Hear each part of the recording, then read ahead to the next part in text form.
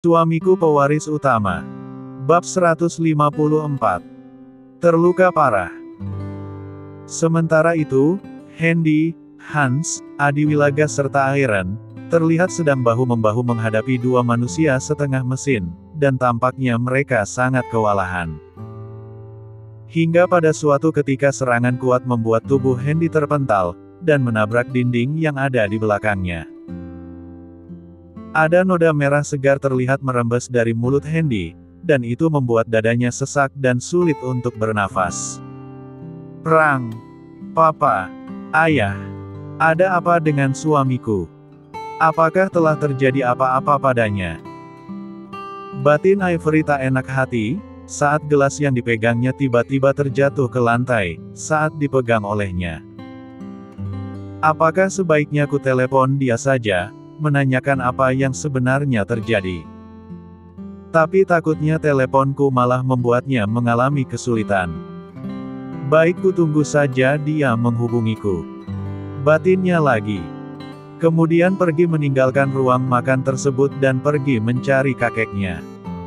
Sementara itu di desa Argomulyo, tepatnya di perguruan silat dan tenaga dalam Wahyu Takwa. Draco di tempat ruang latihannya juga terbangun dan tersentak dari sikap diamnya, saat sedang berlatih ilmu tenaga dalam. Hati dan pikiran serta kesadarannya mendadak terhubung dengan Hendy, yang saat ini sedang terluka, karena serangan makhluk setengah robot itu padanya. Ada apa dengan ayahku? Apakah dia mengalami kesulitan?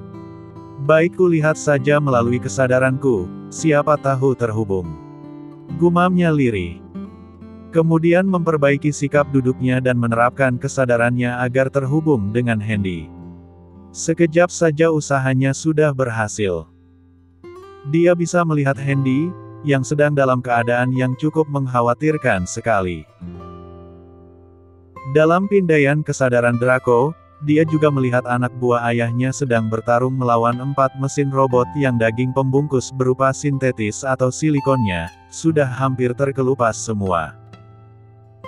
Tapi yang mengherankan Dragon adalah, rata-rata yang terkelupas itu adalah kulit bagian kanan, termasuk tangan-tangan mereka.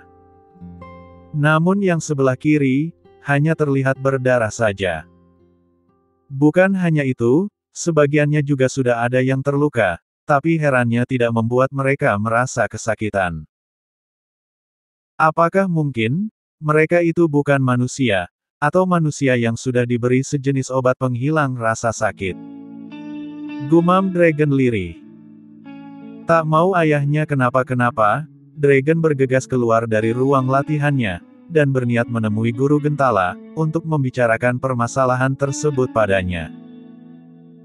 Tak lama sesudah itu, dia sudah berada di depan gurunya, dan langsung mengutarakan maksud serta tujuannya menemui Gentala. Mendengar itu Gentala sangat terkejut sekali. Seakan tidak percaya, bahwa seorang Hendy bisa kewalahan, saat menghadapi musuh. Padahal dia mempunyai tenaga dalam lumayan tinggi. Namun masih juga mengalami luka. Tidak mau berlarut-larut dalam keheranannya, Gentala memutuskan untuk memberikan saran kepada Dragon, agar melakukan sesuatu dengan berkata, "Pergilah bantu ayahmu, dan selamatkan orang-orangnya. Hanya ilmu Wahyu Takwa saja, yang bisa menghancurkan manusia-manusia mesin itu secara tuntas." Ucap Gentala membuka cerita. Bagaimana caranya kakek guru? Apa hubungannya antara Wahyu Takwa dengan membantu ayahku? Bagaimana bisa? Tanya Dragon penasaran.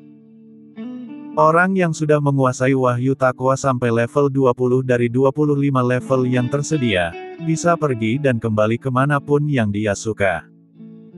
Termasuk pergi menolong ayahmu juga anak buahnya. Ketua muda sudah menguasai level 23. Sebentar lagi akan naik ke level 24. Jadi ketua muda sudah bisa pergi ke sana dalam sekejap mata. Jawab Gentala apa adanya. Apakah cuma Draco sendiri yang bisa pergi ke sana kakek guru? Tanya Dragon lagi. Tidak. Kau bisa membawa serta 8 orang sekali pergi dan kembali. Jika levelmu sudah mencapai level sempurna, maka berapapun orang yang ingin ketua muda bawa, bisa dilakukan sesukanya. Jawab Gentala berterus terang. Kalau begitu aku ingin mengajak kakek guru, Paman Leon, 5 murid utama serta 1 guru ketua. Ucap Dragon cepat. Baik. Kebetulan mereka semua sudah ada di sini. Jadi waktu kita bisa dipersingkat. Jawab Gentala setuju. Kalau begitu tunjukkan caranya kakek guru. Ucap Dragon meminta petunjuk. Kerahkan kekuatan tertinggimu, sampai membentuk sebuah lingkaran kesadaran. Setelah itu terbentuk, kami akan masuk, dan ketua muda bacakan kunci pembuka, seperti saat latihan, agar tubuh kita tersedot ke dalam serta dikirim ke tempat tujuan. Jawab Gentala menjelaskan. Baik kakek guru. Respon Dragon cepat. Kemudian melakukan seperti yang diperintahkan oleh kakek gurunya. Tak lama sesudah itu, sebuah lingkaran besar berwarna biru bercampur kuning keemasan tercipta di sekitar tubuh Dragon. Semakin lama semakin besar, berputar mengelilingi mereka yang ada di tempat itu, kemudian tiba-tiba tubuh-tubuh mereka terseret lalu menghilang. Sementara itu di bagian Handy dan anak buahnya, langit, bumi dan awan serta Erik, masih terlihat bertarung dengan 2 manusia setengah mesin itu, tapi kondisi mereka sudah sangat menyedihkan. Tubuh mereka penuh dengan luka, tapi tekad mereka masih tetap membara. Pada suatu kesempatan, saat seorang manusia setengah mesin itu lengah karena perhatiannya tertuju pada langit, bumi atas petunjuk dari Tuan besarnya, menyerang robot tersebut di bagian punggung bagian bawah, hingga membuat cangkang yang melindungi titik merah menjadi pecah. Melihat itu, awan tidak manusia-siakan kesempatan baik tersebut. Kemudian dengan menggunakan sebatang tombak yang ujungnya sangat runcing serta tajam, menghunjamkan tombak tersebut ke arah titik merah, yang diperkirakan sebagai kunci kelemahan robot nomor 4 itu. Ternyata perkiraan dari awan itu benar. Titik merah yang dikatakan oleh Handy, memang benar-benar adalah titik kelemahan robot tersebut, hingga membuat gerakannya terhenti seketika. Sedangkan robot nomor 3, saat ini terus diberondong dengan senjata otomatis oleh pengawal bersenjata anak buah Handy, hingga membuat robot tersebut kewalahan tapi tidak mati, dan terus merangsek ke arah Erik serta yang lainnya. Di bagian lain, robot yang diberi nama Cyborg One, terus menyerang Handy dan orang-orangnya. Begitu juga dengan Cyborg 2. Dia juga terus merangsek Adiwilaga, Iron serta Robin. Tubuh mereka juga sudah penuh dengan luka. Walau dibantu oleh pengawal bersenjata, yang terus memberondong kedua robot itu dengan senjata api otomatis, bahkan menggunakan peluru berbahan peledak kecil, namun kedua robot tersebut tidak bergeming, dan terus saja maju menyerang mereka. Memang benar-benar duet yang sangat kuat sekali dan sulit untuk dikalahkan. Sementara itu, Bachra dan 10 pengawal pribadinya, duduk manis di kursi kebesarannya, sambil melihat pertarungan antara Handy dengan robot-robot miliknya. Dia tidak peduli dengan nasib anak buahnya, yang berada di luar maupun yang berada di dalam.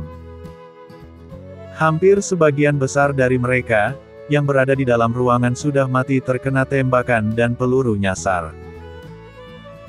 Sedangkan yang berada di luar, sudah dibuat pingsan oleh orang-orangnya Handy, agar mereka tidak bisa melarikan diri, bahkan ada beberapa di antara mereka yang diikat kaki serta tangannya. Sambil menonton pertarungan antara Handy dan robot-robotnya, Bachra dengan entengnya memvideokan aksi heroik dari Handy dan orang-orangnya, dan dikirimkannya ke channel khusus organisasi bawah tanah secara live, di mana di tempat itu sedang dilakukan judi taruhan, apakah Handy dan orang-orangnya bisa mengalahkan robot-robot tersebut atau tidak. Sementara di sisi Abicandra, seorang ahli dan dewa metafisika, berusaha sekuat tenaga untuk menahan laju serangan dari 4 robot itu, sehingga kemampuan tempurnya sedikit berkurang, oleh kungkungan aura kesadaran dari si Abicandra, dewa metafisika tersebut. Namun di suatu ketika, dengan gerakan yang cukup cepat dan brutal serta tidak disangka-sangka oleh Hendy, sebuah pukulan bertubi-tubi diarahkan kepadanya, sehingga membuatnya kewalahan dan terdorong ke dinding dengan nafas terengah-engah serta kesakitan. Tidak ada yang bisa dilakukan oleh Hendy saat itu. Sedangkan anak buahnya juga sama. Mereka juga sedang kerepotan menghadapi Cyborg 2 yang dibantu oleh Cyborg 3, walau tembakan senjata otomatis terus diarahkan padanya. Mereka semuanya lupa, bahwa di tempat itu masih ada Bajra Napoleon serta 10 anak buahnya, yang sedang asik menonton pertarungan mereka. Mungkin jika Bajra Napoleon dihabisi, robot-robot tersebut akan kehilangan kendali. Tapi entah mengapa dalam keadaan panik dan kacau tersebut, tidak ada seorang pun yang menyadari hal tersebut, sehingga membuat Bajra Napoleon serta 10 anak buahnya, masih tetap hidup dan dalam kondisi aman. Apakah ini akhir dari hidupku? Aura kesadaranku sudah semakin menipis, tenagaku pun sudah semakin lemah, akibat terlalu banyak menerima pukulan dari robot-robot tersebut. Ivory dan Drago. Maafkan suamimu juga ayah. Mungkin sampai di sinilah riwayat hidupku. Batin Hendy dalam hati. Kemudian memejamkan matanya, menunggu serangan terakhir dari Cyborg One tersebut. Kia. Bam. Tubuh manusia setengah mesin itu, tiba-tiba berhenti, dan sedetik kemudian meledak serta hancur tanpa sisa, akibat sebuah pukulan jarak jauh yang sangat kuat, yang dilancarkan oleh seseorang. Bukan hanya itu saja, manusia mesin nomor 2, juga mengalami nasib yang sama. Orang tersebut berhasil menghancurkan robot nomor 2, dengan pukulan yang sama, bahkan jauh lebih kuat dari pukulan pertama, karena dilakukan dalam keadaan berdiri dan dalam posisi yang sangat mantap sekali. Tidak sampai di situ saja, seseorang yang baru datang tersebut, juga melancarkan serangan terbaiknya, dengan menggunakan tangan kosong, yang dilapisi dengan tenaga dalam yang sangat tinggi, yang diarahkan kepada manusia mesin nomor 3 serta nomor 4. Beberapa saat kemudian, terdengar 2 buah ledakan lagi yang cukup kuat, di arena latihan tersebut, sehingga membuat orang-orang yang ada di dekatnya terpelanting, termasuk juga para pengawal Hendy yang bersenjata, serta 10 pengawal Bajra yang posisinya terlalu dekat dengan kedua robot itu. Setelah menggelepar-gelepar sejenak, 10 pengawal itu pun mati, akibat terkena ledakan yang maha dahsyat tersebut. Sementara keadaan Bajra juga sangat menyedihkan, di mana secara tiba-tiba tubuhnya diangkat tinggi-tinggi saat dia terbanting ke lantai bersama dengan 10 anak buahnya, lalu dibanting ke lantai kembali, hingga membuat kaki serta tangannya patah. Tak berhenti sampai di situ, seseorang tersebut juga meluruh ke arahnya, serta melancarkan pukulan tangan kosong ke arah dada Bajra yang sedang terbaring di lantai, hingga meledak dan hancur seketika. Peristiwa penyerangan serta penghancuran keempat robot tersebut, yang salah satu sistemnya sudah dimatikan oleh bumi dan awan, disaksikan secara langsung oleh orang-orang yang sedang menonton di dalam organisasi bawah tanah ilegal itu. Ternyata masih ada beberapa kamera yang sengaja dipasang oleh Bajra, saat pertarungan yang tidak seimbang itu tengah berlangsung.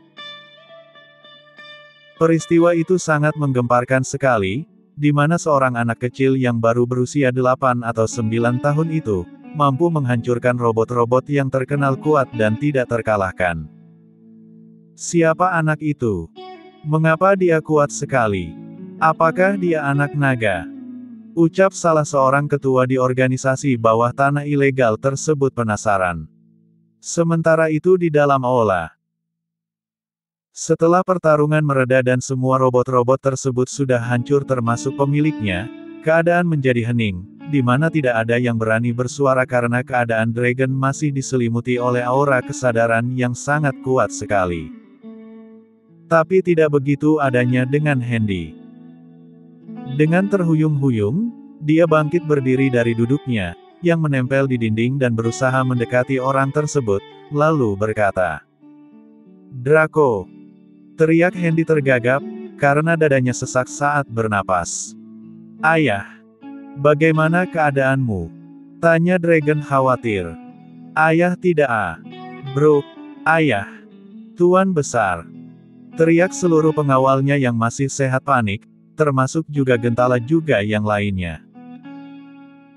Tak lama setelah ayahnya tumbang dan tak sadarkan diri itu, Adiwilaga, Abicandra, Iron, Robin, serta Hans juga bertumbangan. Tapi tidak sampai pingsan. Begitu juga adanya dengan langit, bumi, awan serta Erik. Mereka tumbang bukan karena pingsan, tapi karena kelelahan dihajar terus-menerus oleh 4 robot gila yang berkekuatan mekanik, kecuali Hendy seorang, yang benar-benar tidak sadarkan diri. Hendy memang kehabisan tenaga, karena aura kesadarannya habis, yang berarti lautan spiritualnya juga habis. Ditambah lagi dengan banyaknya pukulan yang dialami oleh tubuhnya. Hendy bertindak seperti itu, karena dia adalah seorang pemimpin, yang bertanggung jawab dan harus maju ke depan duluan ketimbang anak buahnya, demi untuk melindungi keselamatan mereka. Tiap anak buahnya mau dihajar, Hendy datang membela mereka dengan kekuatan penuh, tanpa memperdulikan keselamatannya sendiri, sehingga membuat tubuhnya banyak sekali mendapatkan pukulan, walau robot itu pun mendapatkannya juga. Tapi sayangnya mereka tidak apa-apa. Manusia separuh mesin itu sulit sekali untuk dilawan, tenaga dalam yang dikeluarkan oleh Hendy juga yang lain, tidak begitu berpengaruh pada tubuh-tubuh mereka, sehingga Hendy dan orang-orangnya menjadi kewalahan. Beruntung di saat kritis seperti itu, Draco dan yang lainnya datang, serta langsung membantu ayahnya juga yang lain dengan kekuatan wahyu takwanya. Sebagai seorang pewaris ilmu tertinggi tersebut, yang sudah sampai level 23, bahkan hampir memasuki level 24, menghancurkan manusia separuh mesin itu bukanlah hal yang sulit. Hanya dengan sekali pukul saja, tubuh manusia separuh besi dan baja itu hancur tidak tersisa, berikut dengan tubuh manusianya, dan langsung mati. Tapi sayangnya tubuh penguasa Birawa Group, banyak mengalami luka, begitu juga dengan organ dalamnya hingga membuat Hendy jatuh pingsan dan tidak sadarkan diri tepat di hadapan anaknya sendiri. Dragon yang melihat itu tentu saja panik serta khawatir, karena belum pernah dia melihat atau mendengar, bahwa ayahnya terluka sampai separah itu. Kejadian tersebut tentu saja membuat yang lain menjadi panik serta khawatir atas keselamatan tuannya. Wajar mereka khawatir, karena banyaknya orang-orang yang bertumbangan, apalagi yang tumbang tersebut adalah para petinggi pengawal Birawa Group, yang notabene-nya terdiri dari orang-orang kuat, dan jarang sekali kalah. Tapi kali ini mereka benar-benar apes, karena baru kali ini mereka berhadapan dengan manusia robot seperti itu. Melihat ayah dan orang-orangnya bertumbangan, Draco dengan sigap memerintahkan pada para pengawal lain yang masih sehat, agar sigap mengamankan lokasi kejadian. Jangan sampai ada pihak-pihak yang tidak bertanggung jawab, datang mengambil keuntungan di saat kritis seperti itu. "Tolong bantu aku. Dudukan mereka di sana. Cepat," ucap Dragon memberi perintah. "Baik Tuan Muda," jawab mereka serempak, termasuk juga 5 murid utama yang tadi datang bersamanya. Kakek guru, juga ketua senior. Tolong bantu Draco menyalurkan aura spiritual tenaga dalam tingkat tinggi pada mereka. Ucap Dragon penuh permohonan. "Baik ketua muda," jawab Gentala juga Mahindra patuh. Kemudian mengambil posisi duduk, dan bersiap menyalurkan tenaga dalamnya pada orang-orang yang sedang terluka tersebut. Tak lama kemudian, Dragon juga sudah terlihat mengerahkan aura spiritualnya, dan dikirimkan pada Hendy juga yang lain, termasuk pada Abicandra murid senior tidak langsungnya itu. Hampir 3 menit Dragon, Gentala juga Mahindra melakukan pekerjaan itu. Keringat mereka mengalir membasahi dahi, badan serta tangannya, tapi mereka tidak memperdulikan hal tersebut. Mereka terus mengirimkan aura kesadaran serta spiritualnya kepada Handy serta yang lain.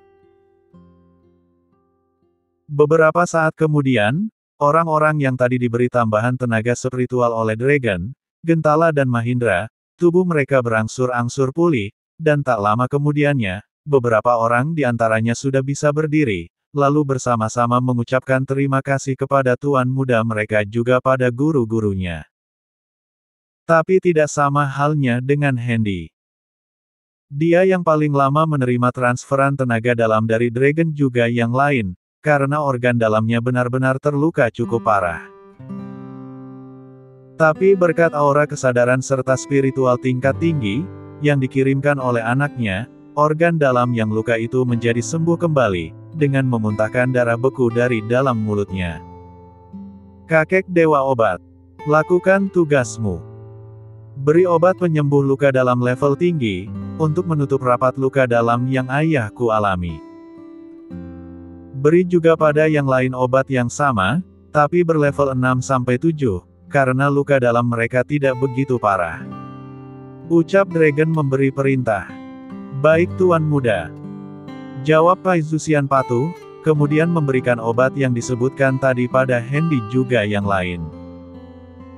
Telanlah obat ini Tuan Besar, agar luka dalam Tuan sembuh sepenuhnya. Ucap Paizusian dengan suara rendah.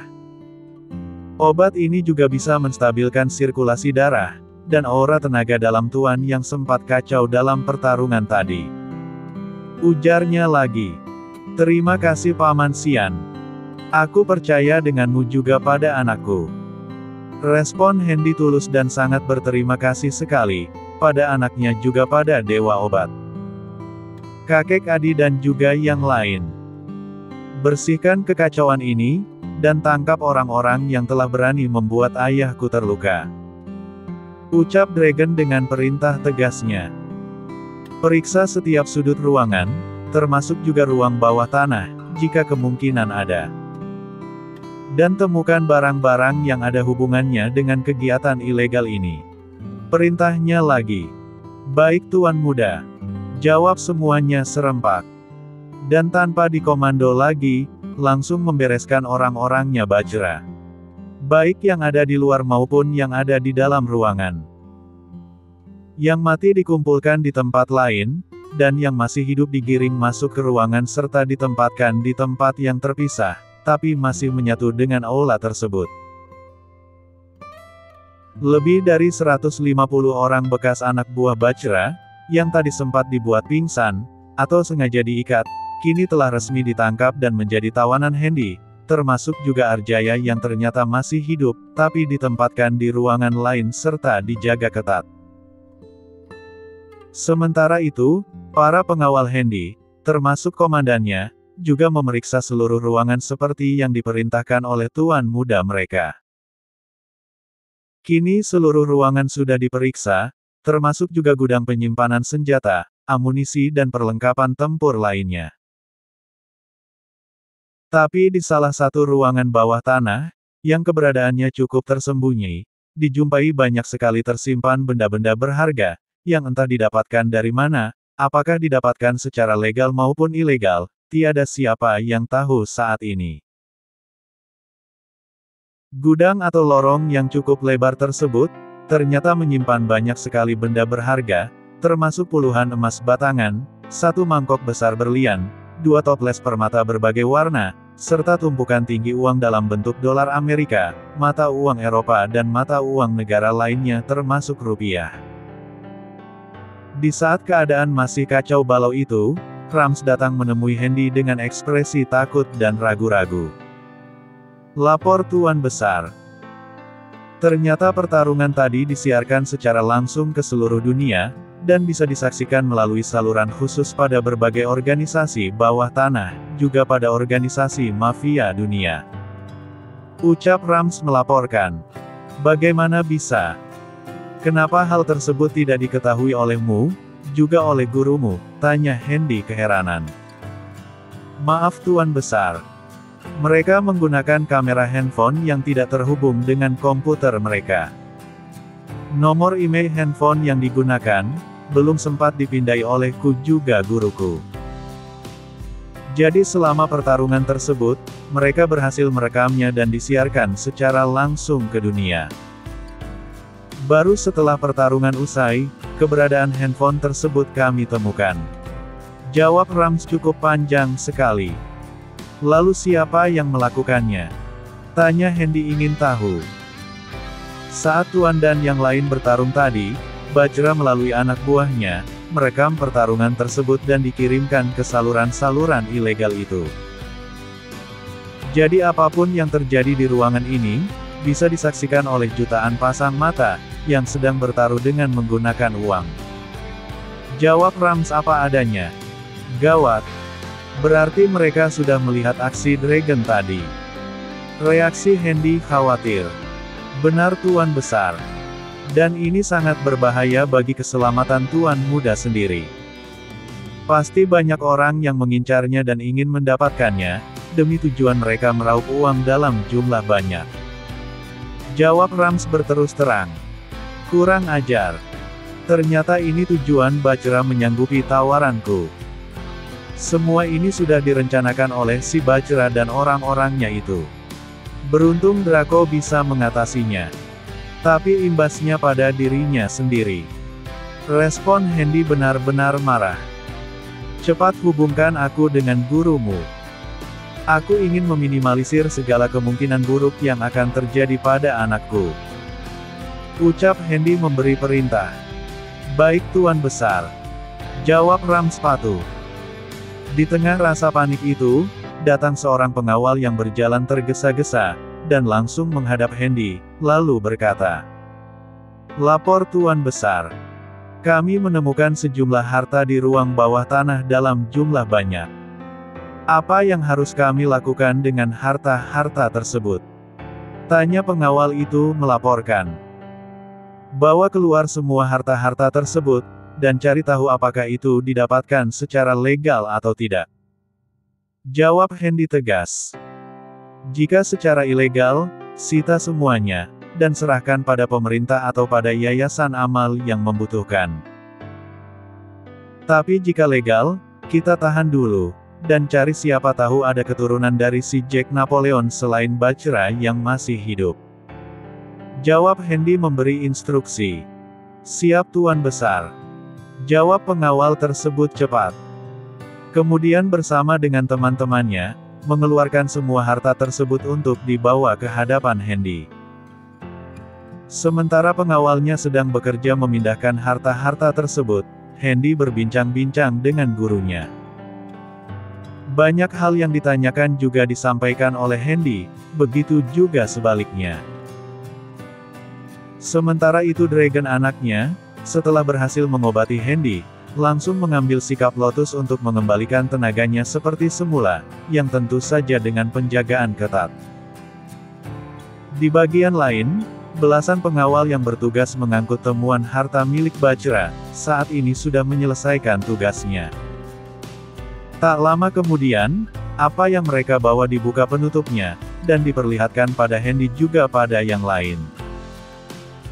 Nampak di aula yang lumayan luas itu, bertumpuk puluhan batang emas, berlian, permata juga miliaran mata uang dari berbagai negara. Melihat semua itu, Hendy hanya tersenyum saja. Tidak bergeming maupun kagum. Harta yang dimilikinya, 1 atau 2 juta kali jauh lebih banyak dari harta-harta tersebut. Hubungi 2 orang tim ekspedisi untuk kemari, agar membawa semua harta-harta ini ke tempat kita. Ucap Hendy dengan perintah tegasnya. Erik, bawa bekas anak buah Bajra keluar. Hukum jika mereka terbukti terlibat dalam rencana menjatuhkan serta menjebak kita.